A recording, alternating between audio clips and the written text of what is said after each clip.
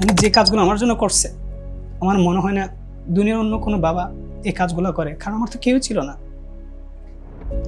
আমি বলতে চাই বাবা, অবশেষে আমি তোমাকে খুব অনেক ভালোবাসি বাবা। সামনাসামনি হয়তো বা কোনদিন বলা হয়নি, যেহেতু ছেলে মানুষের তো একটা আবেগ থাকে বা দায়িত্ব থাকে, যার কারণে বাবাদেরকে বলা হয় না। বাবা, আমার নামের সাথে তোমার নামও প্রত্যেকটা জায়গায় উচ্চারিত হবে। খুব সুন্দর করে আমার বাবা নাম রাখছিল মোহাম্মদ আশরাফ আলী, বাবার নাম মোহাম্মদ সৈয়দ। তবে আমি বলতে পারি আমার পাশাপাশি যে মানুষটাকে সবাই চিনবে, আমার বাবা মোহাম্মদ সৈয়দ। মানে আমার প্রেডিকশন ছিল আমার অবশ্যই ভালো একটা রেজাল্ট হবে, কিন্তু ফার্স্ট হবে এটা কল্পনা করিনি। আমার কল্পনা তো ছিল না যে আমি ফার্স্ট হবে। তোমার রেজাল্ট 3.94, 3.86। আবার আরেক দিকে তুমি ফার্স্ট টাইমে জাহাঙ্গীরনগরের প্রথম। আমার জীবনে ইংলিশ টিচার হিসেবে অন্য কেউ ছিল না, মানে ওনার মতো যে সুন্দর করে বোঝায়, উনি যে সিস্টেমে পড়াটা পড়ায় আমি কোথাও পাইনি। মা ছিল, দুনিয়াতে ছিল, কিন্তু আমার কাছে তো ছিল না। যেখানে সবার কাছে মা থাকে, আমার কাছে মাটা ছিল না। কিন্তু তখন আমার মাথায় একটা চিন্তা ঘুরপাক কাছে, সেটা হচ্ছে আমি আত্মহত্যা করবো। কারণ আমার এত জিপিএ কম, সমাজে সবার এত জিপিএ, এর মধ্যে আমি কেমন করে সামনে আগাবো। অতীতে আমার পরিবার বলতে শুধু আমার বাবাই ছিল, আমার মা ভাই বোন কেউ নাই। এক বেলা খেলে দুই বেলা না খেয়ে থাকা লাগতো, আর যদি এক বেলা খাইতাম এটার জন্য আমার কাজ করা লাগতো। এমন সময় আমার গিয়েছি, খুব সুন্দর করে মাথায় হাত বুলিয়ে বলেছি, বাবা রেজাল্ট কি, জীবন তার রেজাল্টের মধ্যে না। আমি তো অতীতে পড়াশোনা করেছি, আমার জীবনটা এখন থেমে নেই।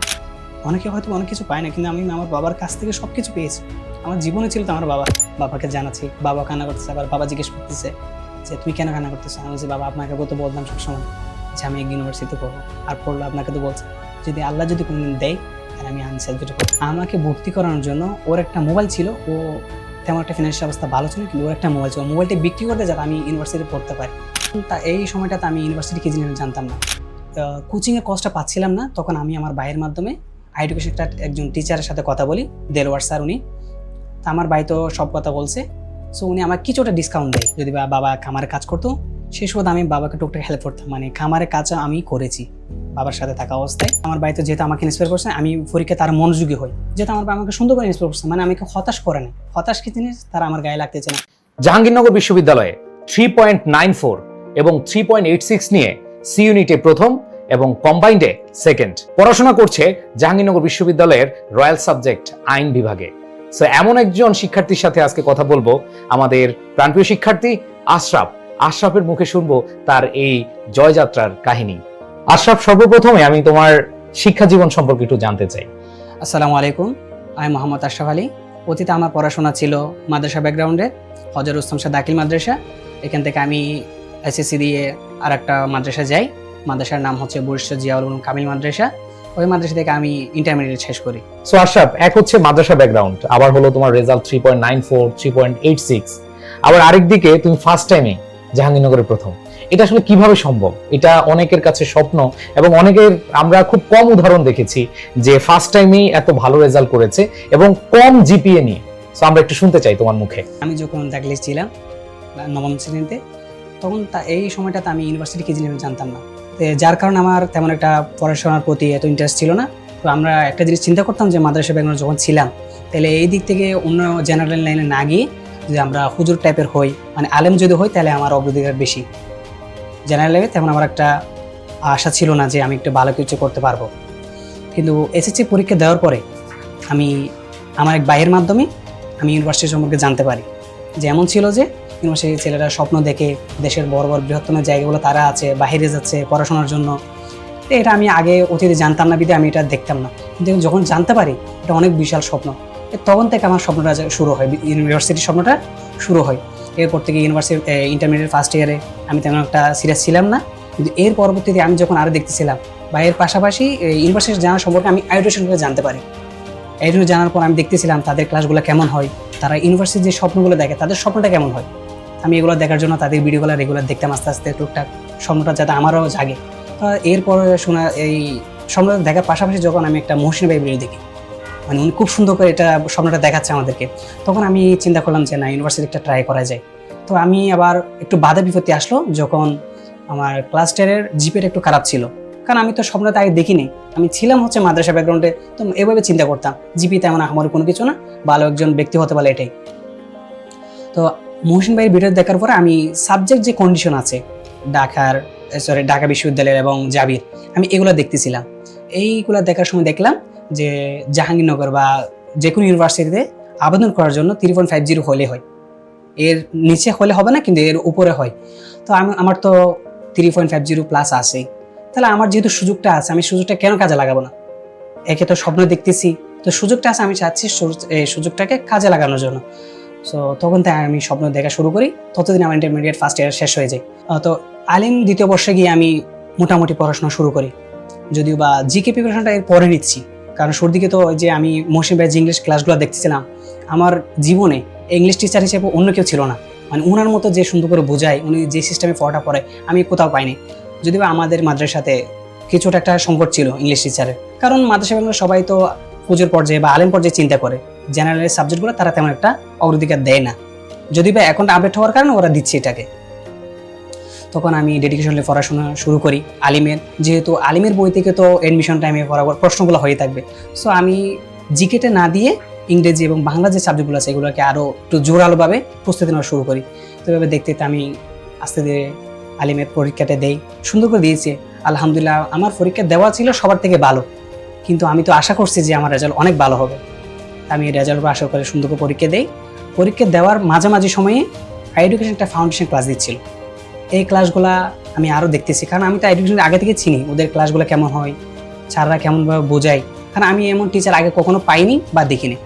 আর আরবির জন্য তো আমাদের মাদ্রাসা ব্যাকগ্রাউন্ডে ছিল, কিন্তু জেনারেল লাইনের সাবজেক্টগুলোর জন্য আমি যেহেতু পরিচিত ছিলাম না তেমন একটা, সো ওদের মতো শিক্ষক আমি আসলে দেখিনি। এরপর তো যখন প্রস্তুতি শুরু করি, আমি শুরু করার পর ফাউন্ডেশন ক্লাসগুলো দেখি, ফাউন্ডেশন ক্লাস দেখে আমি আরও আগ্রহ হই, এডুকেশনেই আমার ডিসিশনটা নিচ্ছি, মানে এডুকেশন থেকে আমি ইউনিভার্সিটি জার্নি শুরু করব। তো শুরুর দিকে আমার একটু যদি বলতে চাই ফিনান্সিয়াল অবস্থা একটু খারাপ ছিল। ভর্তি হওয়ার জন্য যে একটা কস্ট লাগে এটা আমার প্রপারলি ছিল না, যেহেতু আমি টিউশন ম্যানেজ করছি আর আলিমের ফাইনাল পরীক্ষা দিচ্ছি, খুবই সিরিয়াস, যেহেতু ইউনিভার্সিটির স্বপ্ন তো এই আলিম প্রথম বর্ষ থেকে শুরু হচ্ছে।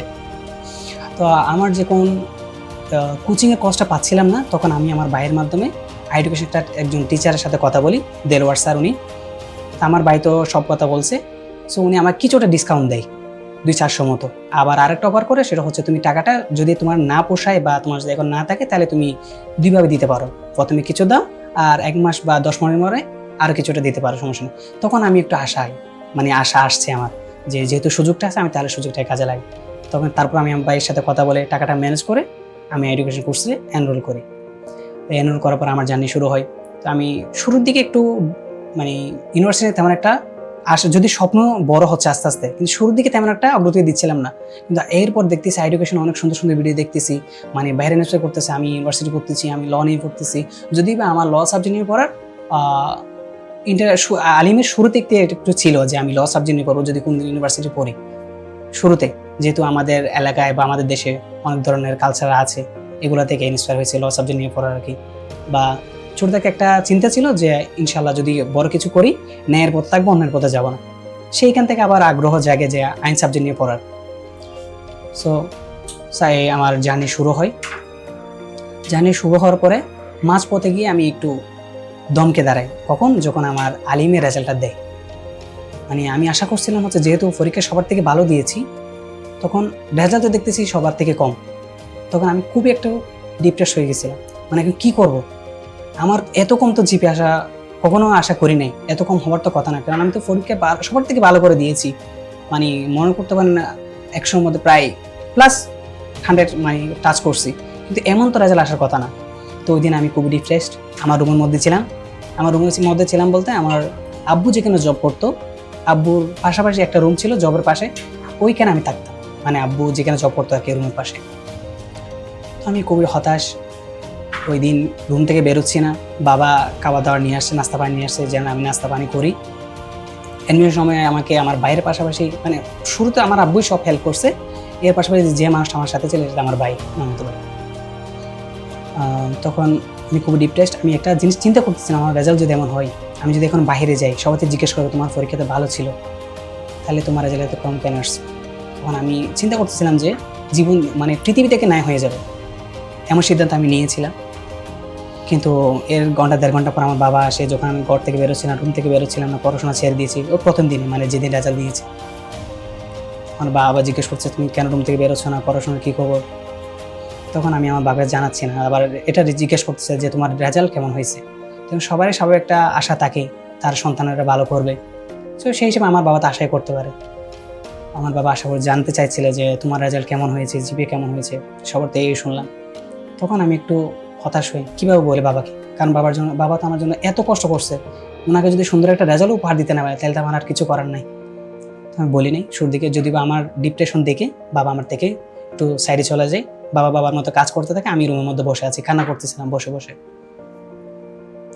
এর পরবর্তী সময় গিয়ে বাবা আবার জিজ্ঞেস করলো যে তোমার রেজাল্ট কেমন হয়েছে, বলতে পারো, কোনো সমস্যা নেই। কিন্তু তখন আমার মাথায় একটা চিন্তা ঘুরপাক আছে, সেটা হচ্ছে আমি আত্মহত্যা করব, কারণ আমার এত জিপিএ কম, সমাজে সবার এত জিপিএ, এর মধ্যে আমি কেমন করে সামনে আগাবো, কারণ বাস্তব দিনেও তো আরও অন্ধকার। এখন তো জিপিএ না থাকলে তাকে একেবারে অগ্রাধিকার দেওয়াই হচ্ছে না, কারণ সবাই মনে করে জিপিএ থাকলে মেধাবী আর জিপিএ না থাকলে মেধাবী না, অনেকের তো অনেক কারণ থাকতেই পারে। এইভাবে দেওয়ার পরে তারপর বাবা জিজ্ঞেস করে তোমার রেজাল্ট কেমন হয়েছে। তখন একটু পর আমি আমার বাবাকে বলি যে বাবা এরকম এরকম। তখন আমার বাবা অন্যদের মতো রাগান্বিত না হয়ে খুব সুন্দর করে মাথা হাত বুলিয়ে বলেছে, বাবা রেজাল্ট কি, জীবন তার রেজাল্টের মধ্যে না, আমি তো অতীতে পড়াশোনা করেছি, আমার জীবন তো এখন থেমে নেই, আমার জীবন সুন্দর করে চলতেছে, তো তোমার জীবন যদি রেজাল্টের উপর ডিপেন্ড করো তাহলে তো তোমার জীবন হবে না। রেজাল্ট ছাড়া একটা সুযোগ আছে, এখন তুমি ইউনিভার্সিটির প্রস্তুতি নিচ্ছ, তাহলে তুমি এভাবে যদি তোমার সাবজেক্টের কন্ডিশন যদি ঠিক থাকে তাহলে তুমি এভাবে প্রস্তুতি নাও। তখন আমার বাবা আমাকে খুবই ইন্সপায়ার করতেছিল যে কীভাবে প্রস্তুতি নেব। তো এরপর বাবা, আমি কান্না করছেন দেখে বাবা বুকে জড়িয়ে ধরেছিল, বলতেছে এগুলো কোনো কিছু হবে না, এখন তুমি যে স্যারদের ক্লাসগুলো করতেছো ওই স্যারদের ক্লাসগুলো করো, আমি মাঝে মাঝে রুম থেকে শুনি, ওনারা খুবই ভালো করে পড়াচ্ছে, তুমি এটা ভালো করে বোঝার ট্রাই করো। আনছি জি বাবা, এটা করতেছি, হতাশ হও না, জীবনে যা হওয়ার হয়ে গেছে, রেজাল্ট যদি এখন তুমি হতাশ হও, রেজাল্ট আর তোমাকে কোনো কিছু দিবা না, এখন যে সুযোগটা আছে ওই সুযোগটা তুমি কাজে লাগাও। এরপর আমি আরও জোরালোভাবে প্রস্তুতি নিয়ে শুরু করি, শুরু করতে প্রস্তুতি চলতেছে চলার পর থেকে যে কয়েকদিন পরে ঢাকা বিশ্ববিদ্যালয়ের পরীক্ষা, আমি তো যেহেতু আইসিইউ ব্যাচের স্টুডেন্ট ছিলাম, তো এই সময়টা আমি অসুস্থ হয়ে যাই, যেহেতু আমার পড়াশোনা খুব টাইম দিতে হচ্ছে, প্রেশার যাচ্ছে খুব। তো এই টাইমটা যখন আমি অসুস্থ হয়ে পড়ছি, ঢাকা বিশ্ববিদ্যালয়ের পরীক্ষা অ্যাটেন্ড করলো, তেমন একটা ভালোভাবে পরীক্ষা আমি দিতে পারিনি, যেহেতু আমি খুবই অসুস্থ ছিলাম।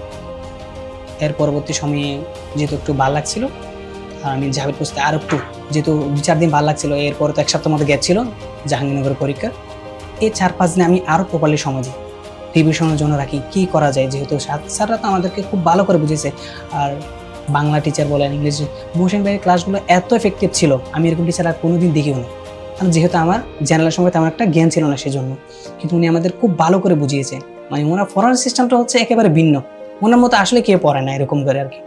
আর বাংলা টিচার সুফিয়ান ভাইয়ের কথা না বললে নয়, যেহেতু গ্রামার পার্টটা উনি পড়াচ্ছে, ওনার পড়া এত ভালো ছিল, মানে এরকম টিচার না বললে নয়, আমি যতটুকু মনে করি আর কি, অন্যদের অন্য মতামত থাকতেই পারে, কিন্তু আমার মনে হচ্ছে ওনারা বেস্ট আমার দিক থেকে, অন্যদের মতামত থাকতেই পারে। আর জিকের জন্য তো ছিল, আর ওনাদের যে শিট প্রোভাইডগুলো আমাকে করছে ওই শিট যথেষ্ট হেল্পফুল ছিল, পাশাপাশি স্যারদের নোটগুলো, এগুলোর প্রস্তুতি থেকে আমার যখন প্রস্তুতি ভালো যাচ্ছে, তখন আমি ওই ঢাকা বিশ্ববিদ্যালয়ের পরবর্তী যে সময়টা ছিল তার 3-4 দিন, ওই সময় আমি আরও প্রপারভাবে প্রিপারেশন প্রস্তুতি শুরু করি আর কি। তখন দেখতে দেখতে জাহাঙ্গীরনগর বিশ্ববিদ্যালয়ের পরীক্ষা শুরু হয়। পরীক্ষা শুরু হওয়ার পর আমি 6 নম্বর শিফটে ছিলাম, আমাদের সময় প্রশ্নটা আরও একটু হার্ড হয়েছিল, কিন্তু আমাদের যেহেতু খুব প্রপারলি সুন্দর করে বুঝিয়ে দিয়েছে আমার টিচাররা, তখন আমার তেমন একটা ফেরা লাগে না, যদিও আমাদের কোয়েশন খুবই হার্ড হয়েছিল 6 নম্বর শিফটে।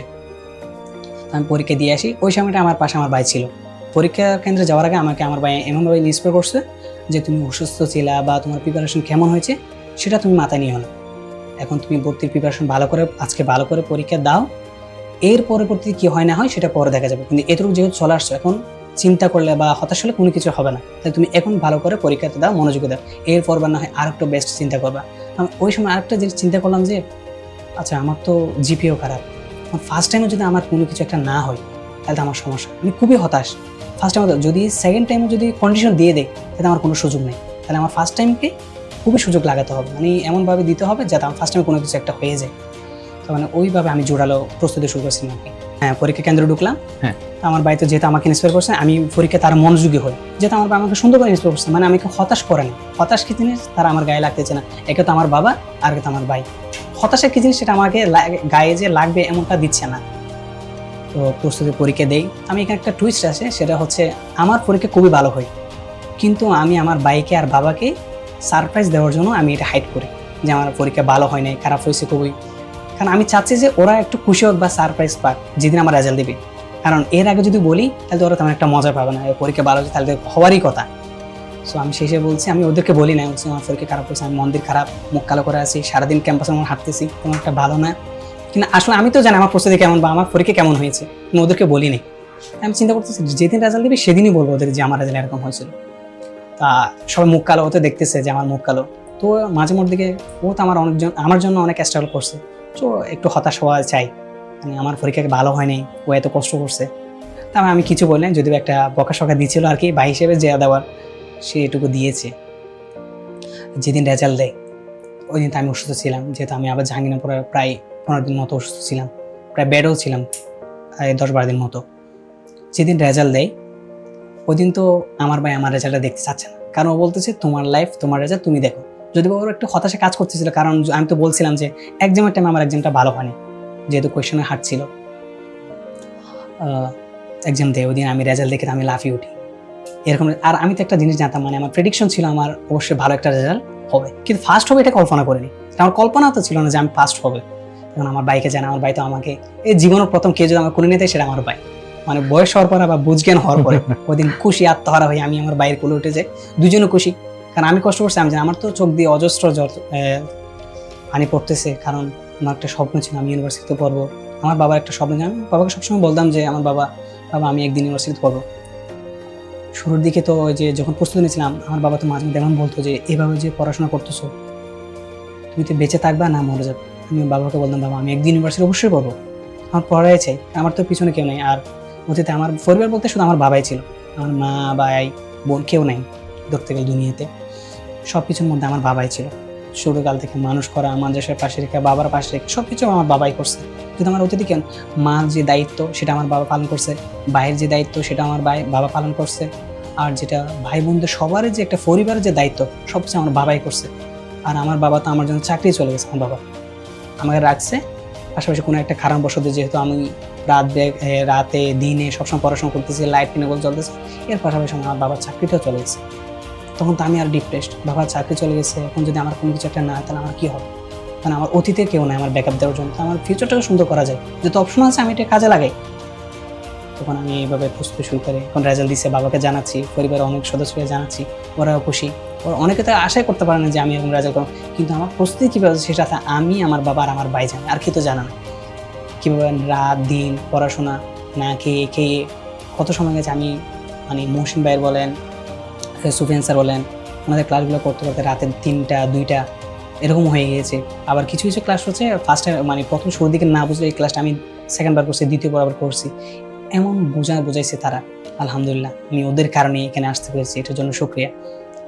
আমার যার কথা না বলবে আমার বাবার কথা। আর আমার হুজুরা যে ছিল, যেহেতু মাদ্রাসা ব্যাকগ্রাউন্ডে ছিলাম, মাদ্রাসা ব্যাকগ্রাউন্ডে একটা সিস্টেম আছে, সেটা হচ্ছে যদি তুমি হুজুরদের সাথে বেয়াদবি করো বা গুরুজনদের বা বড়জনদের, মনে করো তোমার 2-1 বছর বড়, তার সাথে যদি বেয়াদবি করো তাহলে জীবনে সফল হওয়া যাবে না। আলহামদুলিল্লাহ মাদ্রাসা যেহেতু ব্যাকগ্রাউন্ড ছিলাম, এই জিনিসটা আমার মধ্যে ছিল, সবাইকে সম্মান করতাম, সবাইকে ভালো মন্দ বলতাম, ছোটোদেরকেও সুন্দর করে কথা বলতাম। তো আমার হুজুর আমার উপর খুবই খুশি ছিল, ওনারা বলতো যে তুমি একদিন কিছু করবা, ভালো কিছু করবা, সো তুমি ঠিক থাকো, আগে যেরকম আছো সেরকমই থাকো, তাহলে তুমি জীবনে কিছু একটা করতে পারবে।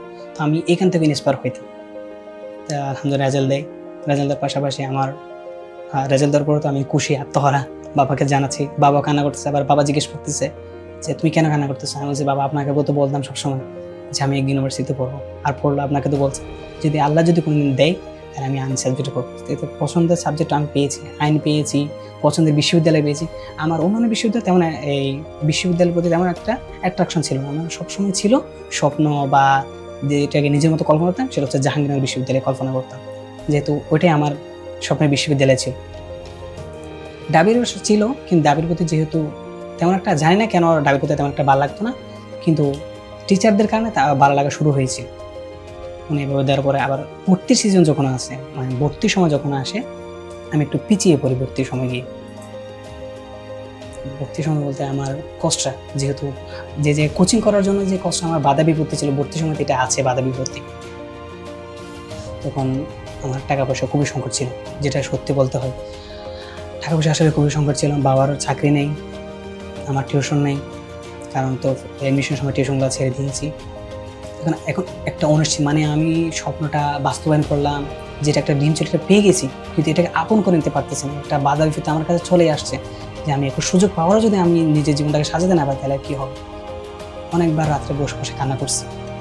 তাইগুলো আমি আমার বাইকে বলিনি, কিন্তু আমার বাইক তো জানে কি যাচ্ছে না যাচ্ছে, কিন্তু আমি আমার বাইকে বললাম যে কান্না করতাম বসে বসে। তো আস্তে আস্তে ভর্তির মাত্র 2টা দিন ছিল বাকি। এর মধ্যে আমার একটা ফ্রেন্ড, অনেকে বলে না যে বন্ধুত্ব আসল কিছু না, কিন্তু আমার এডমিশন পরবর্তী সময়ে আমার ভাই পাশাপাশি যে বন্ধুত্বের যে একটা মর্ম, বন্ধুত্বের যে একটা অর্থ আছে, তখন আমি ভর্তি সময় এসে জানতে পারি। আমার একটা বন্ধু ছিল আমার, যেখান থেকে দাখিল দিয়েছি, ওর সাথে 4th শ্রেণী থেকে পরিচয়। ওর নাম মোহাম্মদ সাকিব, আপাতত চট্টগ্রামে আছে। আমাকে ভর্তি করানোর জন্য ওর একটা মোবাইল ছিল, ও তেমন একটা ফিনান্সিয়াল অবস্থা ভালো ছিল, কিন্তু ওর একটা মোবাইল ছিল, মোবাইলটা বিক্রি করতে যাতে আমি ইউনিভার্সিটিতে পড়তে পারি। কারণ অনেকে বলে যে বন্ধুদের সংজ্ঞা মানে বন্ধুত্ব তেমন একটা কিছু না, কিন্তু আসলে পরিবারের পরবর্তী গিয়ে আমি আমার এই সময়টাতে আমি পরিবারে কাউকে পাইনি, কিন্তু আমার বন্ধুকে পেয়েছি।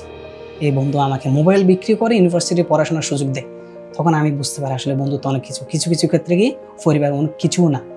যদি বা সবাই বলে পরিবার এমন পরিবার, কিন্তু তাদের স্বার্থে যখন আঘাত লাগে তখন তো কেউ না। তখন আমি আমার বন্ধুর বিনিময়ে, পাশাপাশি আমার বাইরের বিনিময়ে আমি ইউনিভার্সিটিতে ভর্তি হই। তখন আলহামদুলিল্লাহ এখন চলছে। আমার মা ছিল না বলতে, আমি যখন ছোটো ছিলাম, বয়স তখন মেবি মানে বাবার মুখ থেকে বা গুরুজনদের মুরব্বীর মুখ থেকে শুনেছি আর কি, আমাদের এলাকা মানে আমার চাচারা যারা আছে, আমার বয়স যখন 18 মাস ছিল তখন মা আর বাবা সেপারেট হয়ে যায়। সেই হিসেবে আমি মায়ের ভালোবাসা কী জিনিস, আদর স্নেহ এগুলো কী জিনিস আমি তার থেকে মানে মায়ের কাছ থেকে পাইনি। মা ছিল, দুনিয়াতে ছিল, কিন্তু আমার কাছে তো ছিল না।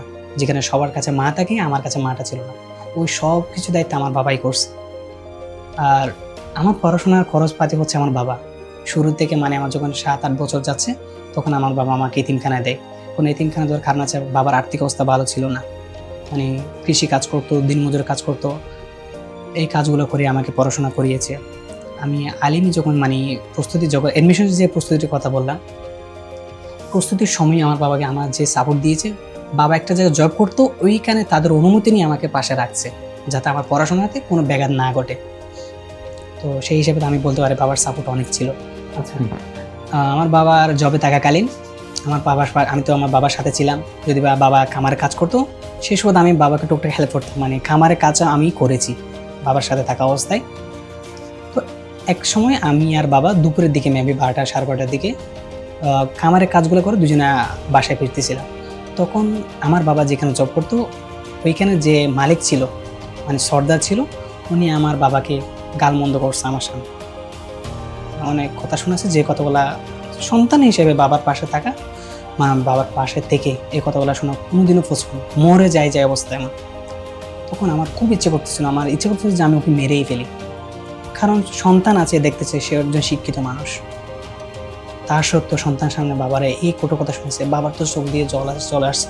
সন্তানের সামনে তো কোনোদিন কোনো বাবাই চায় না যে সে কান্না করে বা অপমানে অপদস্থ হোক, কিন্তু আমার বাবাকে যখন কথা শুনেছে, আমার বাবা তো আমার দিকে দেখে কান্না করে দিয়েছে।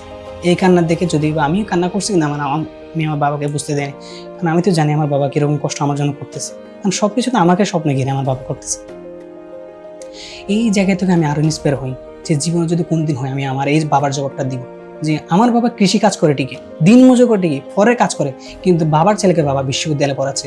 আর কয়জনই বা পারে তার সন্তানদেরকে বিশ্ববিদ্যালয়ে নিয়ে যেতে, কিন্তু আমার বাবা দিন মজুর করে না খেয়ে খাবার দাবার কি জিনিস। আমার এমনও সময় গেছে যে একবেলা খাইলে 2 বেলা না খেয়ে থাকা লাগতো, আর যদি একবেলা খাইতাম এটার জন্য আমার কাজ করা লাগতো, এমন সময় আমার গিয়েছে। এরকম সিচুয়েশনও আমার বাবা আমাকে তার সন্তানের যে ভালোবাসা প্রয়োজন সব বলে দিয়েছে, সাপোর্ট দিয়েছে। আর যে কথা না বলে, প্রত্যেক সন্তানে চাই বা প্রত্যেক সন্তানে তাদের বাবাদেরকে ভালোবাসে, খুবই ভালোবাসে। মায়েরটা হয়তোবা প্রকাশ হয়ে যায়, কিন্তু বাবার ভালোবাসা কোনোদিন প্রকাশ হয় না। আমি আমার বাবাকে যে ভালোবাসি সেটা কোনোদিন বলতে পারিনি, কিন্তু ছেলে হিসেবে তো মনে চাই। আমি যেদিন জাহাঙ্গীরনগর বিশ্ববিদ্যালয়ে পরীক্ষা দেওয়ার জন্য বাবার কাছ থেকে বিদায় নিয়ে আসতেছিলাম, আমি এই দিন চিন্তা করছি যে বাবাকে একদিন অবশ্যই আমি কিছু একটা দিব, উপহার দিব, কারণ আমার বাবা তো আমার জন্য অনেক কিছু করছে। জীবনে অনেকে হয়তো অনেক কিছু পায় না, কিন্তু আমি আমার বাবার কাছ থেকে সব কিছু পেয়েছি। আমার জীবনে ছিল তো আমার বাবা। সবাই হয়তো মায়ের কথা বলে, যেটা বললাম আর কি, কিন্তু আমার মা বলতে আমার ভালোবাসা কী জিনিস আমি এটা পাইনি, কারো ভালোবাসা পাইনি। সমাজে বলো, পরিবারে বলো, যত সব ভালোবাসা পেয়েছে সব বাবার থেকে। পরিবার তো বলতে কেউ তেমন একটা দেখতে পারতো না, কারণ পরিবারে যে টাকা পয়সা না থাকে সেটা অবশ্যই অন্য চোখে দেখে আর কি, গরিব ছেলে। তো ফুফির বাড়িতে থাকতাম, কয়দিন চাচার বাড়িতে থাকতাম, কয়দিন খালার বাড়িতে থাকতাম, এভাবে করে আমার জীবনগুলো গিয়েছে। যদি আমি তেমন একটা থাকতাম না, মাদ্রাসা থাকতাম হচ্ছে বন্ধু সময় আসতাম 10-15 জন্য। এই 10-15 জন আমি পরিবারের কাছে বুঝেছিলাম, যদি আমার বাবার কাছে না, বাবা সবসময় বাবার কাছে রাখতে চাইতেন, কিন্তু আমার তো মনে চাই যে একটা বন্ধু দিয়েছে, সবাই মায়ের কাছে যায়, পরিবারের কাছে যায়, বাবার কাছে যায়, আমি তো ইচ্ছে করতেছে যে আমি পরিবারের ছুটির সময় আমি পরিবারের কাছে কাটি, কিন্তু না, আমি তারপরেও এই কাটানোর কয়েকদিন মাত্র 10-12 দিন একটু আমার পরিবারের কাছে আমি বোঝা হয়ে যাই। বাবার কাছে না, কিন্তু বাবার কাছে থাকতে বলতাম, বাবার কাছে থাকতাম না, কারণ ওই যেটা বললাম, অবশ্যই আমার তো মনে চাই যে পরিবারের সাথে কাটাই, বন্ধু বান্ধবের কাটাই, কিন্তু এগুলো আমার জীবনে আসে না। বাবার ভালোবাসা ছাড়া জীবনে পরিবারের, সমাজের ভালোবাসা আমি কোনোদিন দেখি নাই। এখন এই সময়টা এসে, হ্যাঁ, ইউনিভার্সিটিতে আসার পরে অনেকের ভালোবাসা আমি দেখতেছি আর কি, মানে অনেকের ভালোবাসা এখন না বললে যেটা নয়, মানে খুব ভালোবাসে। আমি জানতাম তোমার এই জিনিসটা হবে, জিনিসটা, কিন্তু এর আগে রেজাল্ট যে সময়টা ছিল, কেউ আমাকে ইন্সপায়ার করে না, আমার বাবা আর আমার ভাই ছাড়া। এই সময়টাতে এসে সব সন্তানের মতো আমি বাবাকে বলতে চাই, জীবনে কিছু হয়তো আমার বাবা তোমাকে দিতে পারে নাই, কিন্তু আজকে একটা কথা বলতে পারি, বাবা আমার নামের সাথে তোমার নামও প্রত্যেকটা জায়গায় উচ্চারিত হবে। খুব সুন্দর করে আমার বাবা নাম রাখছিল মোহাম্মদ আশরাফ আলী, বাবার নাম মোহাম্মদ সৈয়দ। তাহলে আমি বলতে পারি আমার পাশাপাশি যে মানুষটাকে সবাই চিনবে, আমার বাবা মোহাম্মদ সৈয়দ। উনি যে কাজগুলো আমার জন্য করছে, আমার মনে হয় না দুনিয়ার অন্য কোনো বাবা এই কাজগুলো করে, কারণ আমার তো কেউ ছিল না। আমি বলতে চাই বাবা, অবশেষে আমি তোমাকে খুব অনেক ভালোবাসি বাবা। সামনাসামনি হয়তো বা কোনদিন বলা হয়নি, যেহেতু ছেলে মানুষের একটা আবেগ থাকে বা দায়িত্ব থাকে, যার কারণে বাবাদেরকে বলা হয় না। কিন্তু বাবা, এই ভিডিওর মাধ্যমে তোমাকে জানিয়ে দিতে চাই বাবা, আসলে আমি তোমাকে খুব ভালোবাসি। আমার জীবনের পর্যায়ে যদি কোনো কিছু হয়ে যায়, তারপর বলতে পারি বাবা তুমি আমার সব, তোমাকে ছাড়া আমার জীবন যায় না। আমি কয়দিন আগে ইউনিভার্সিটি আসলাম, রেলে বসে কান্না করতেছিলাম, তোমাকে ছেড়ে আসতেছি বাবা, হয়তো বা কোনদিন বলা হবে না, কিন্তু বাবা আসলে তোমার খুব ভালোবাসি। এই অর্জনটা তুমি সাক্ষী থেকে।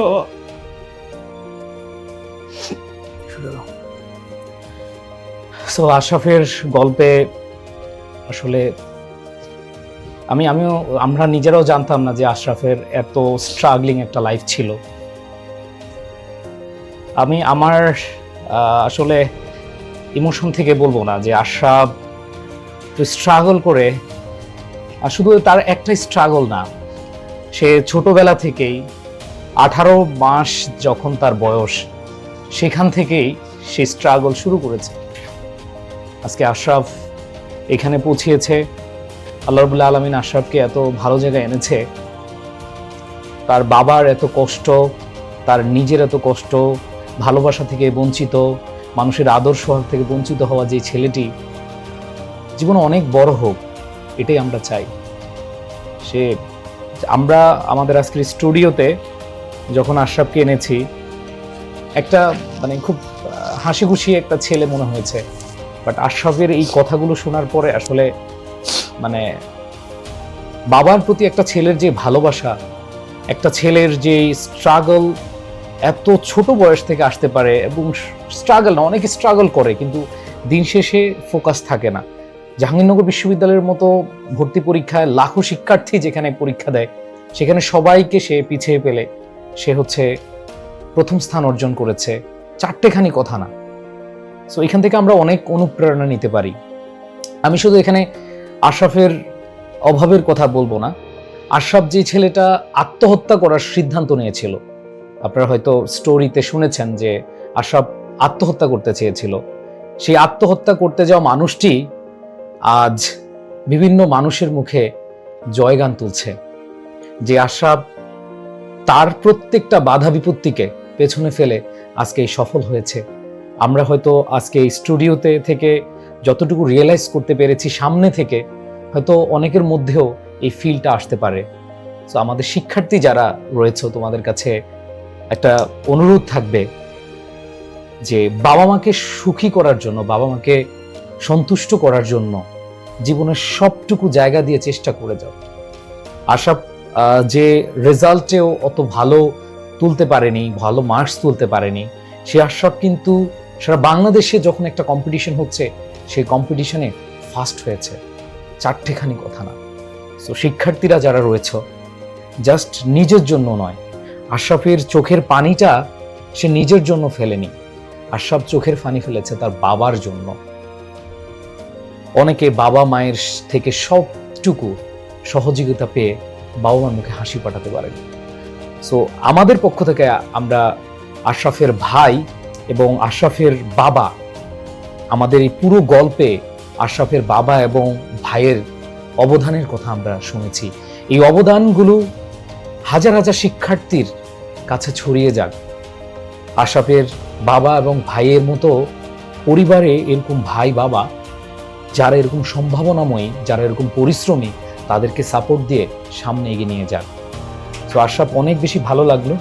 আর আশরাফের এই অনুপ্রেরণার গল্প থেকে যদি একজন বা দুইজনও পরিবর্তন করে তার জীবনটাকে, এটাই আমাদের সার্থকতা। আশরাফ যে ছেলেটা আত্মহত্যা করতে গিয়েছিল, আত্মহত্যা করার প্রবণতা নিয়ে সে দিনগুলো গুনছিল, ঠিক ওই সময়ে তার বাবা তার পাশে দাঁড়িয়েছে। আমাদের সমাজে কি হয় যখন রেজাল্ট খারাপ হয়? আশরাফ অনেক ভালো পরীক্ষা দিয়েছিল এইচএসসি পরীক্ষায়, কিন্তু যখন রেজাল্ট হয়েছিল তার পয়েন্ট কিন্তু 3.5 মধ্যে, A- মধ্যে, তার কিন্তু A গ্রেডও আসেনি। সো তখন আমরা এরকম অনেক পরিবারকে দেখি, অনেক বাবা মাকে দেখি, অনেক আত্মীয় স্বজনকে দেখি, এবং আশরাফের ক্ষেত্র হয়েছে। কিন্তু যেই মানুষটি পাশে দাঁড়িয়েছে সেটা ছিল তার বাবা। তার বাবার অনুপ্রেরণায় আশরাফ আবার কামব্যাক করেছে, আবার উঠে দাঁড়িয়েছে। এবং আশরাফের এই গল্পটা শুধু বাংলাদেশের শিক্ষার্থীদের জন্য না, বাংলাদেশের প্রত্যেকটা মানুষের একটা শিক্ষামূলক স্টোরি হতে পারে। আমরা গল্পে, আমরা বিভিন্ন বইতে গল্পের সুন্দর এন্ডিংয়ে আমরা অনেক কিছু শিখি, কিন্তু বাস্তব উদাহরণ খুব কমই হয়। সেই বাস্তব উদাহরণ তুমি, আমি, আমরা, আপনারা পাবো কখন? যখন যিনি স্টোরি টেলার, যিনি তার গল্পটা বলছেন, যিনি তার হৃদয়ের আঙ্গিনা থেকে সবকিছু নিংড়িয়ে চোখের জল চোখ দিয়ে আনছেন, চারটেখানি কথা না। সো আশরাফের জন্য অনেক বেশি শুভকামনা রইল। আর আমাদের শিক্ষার্থী যারা রয়েছ, তোমাদের জন্য বলবো যে তুমি মনে করতে পারো তুমি অনেক স্ট্রাগল করছো, তোমার চেয়ে আরো অনেক বেশি স্ট্রাগল করে সফল হয়েছে। তার মানে ওই সফল ব্যক্তিদের থেকে তোমাকে আরো বেশি পরিশ্রম করতে হবে, তাহলেই দেখবে তোমার সফলতা ওই সফল ব্যক্তির চেয়ে আরো বেশি হবে। আর আশরাফের গল্প যারা অভিভাবক রয়েছেন, যারা শুনেছেন, আপনাদের প্রতি আকুল আবেদন, আপনাদের প্রতি অনুরোধ, যখন একজন শিক্ষার্থী খারাপ রেজাল্ট করে, ওই শিক্ষার্থীকে কখনোই বলবেন না যে তোর দ্বারা হবে না, তুই কি করছিস, তুই আর পারবি না, তুই আর কিছুই করতে পারবি না, এতদিন তোর জন্য কি না করেছি, এই জিনিসগুলো বলে সেখানেই থামিয়ে দিবেন না ওই স্বপ্নগুলোকে। আপনাদের প্রতি আমাদের এডুকেশন পক্ষ থেকে এই আবেদনটা থাকবে সব সময়। যে কোনো রেজাল্টে খারাপ হতেই পারে, খারাপ হবে, এটা স্বাভাবিক। সফলতার যেরকম শেষ নাই, ল্যান্ডমার্ক নেই, তেমনি উঠে দাঁড়ানোর তেমনি শেষ নেই। সফল হওয়ার জন্য বারবার পিছিয়ে যেতে হয়, বারবার পড়ে যেতে হয়, আবার উঠতে হয়। সো এরকম কামব্যাকের গল্প আমার লাইফে আমি স্টুডিওতেই প্রথম শুনলাম। সো আপনারা যারা অভিভাবক রয়েছেন, আপনারা এই কথাগুলো আপনারা মাথায় রাখবেন। আপনাদের সন্তানদের প্রতি কোনোভাবে এই জায়গাটা আপনারা ঢাল হয়ে দাঁড়াবেন না যে সন্তান আত্মহত্যা করবে, সন্তান বিপথে যাবে। আপনারা আশরাফের বাবার মতো অনুপ্রেরণার বাবা হয়ে থাকেন, আপনারা আশরাফের বাবার মতো আপনারা অনুপ্রেরণার মা হয়ে থাকেন, আপনারা আশরাফের ভাইয়ের মতো আপনারা অভিভাবক হয়ে থাকেন। এটাই আমাদের চাওয়া।